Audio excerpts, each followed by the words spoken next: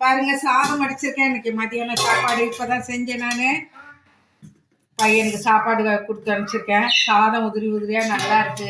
நம்ம குழையாம சாதம் பக்குவமா வடிக்கணும். ஒரு நாளைக்கு குழஞ்சி, ஒரு நாளைக்கு வேற வேறையா சாப்பிடும் போது பிள்ளைங்களுக்கு அது சரி வராது.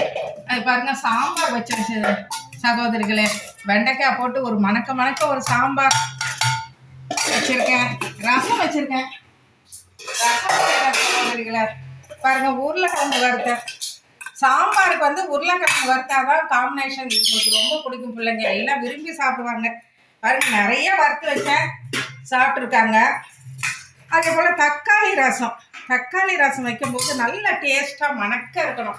ஒரு புடி சாதம் வச்சு மறு சாதம் வச்சு ரசம் ஊற்றி சாப்பிடும்போது நல்லா இருக்கும் சகோதரிகளை. உடம்புக்கு கூட நல்ல ஆரோக்கியம். டெய்லி ரசம் வச்சிருவேன், உருளைக்கிழங்கு செஞ்சுருவேன். சாம்பார்னு வச்சா காம்பினேஷன் உருளைக்கிழங்கு தான்.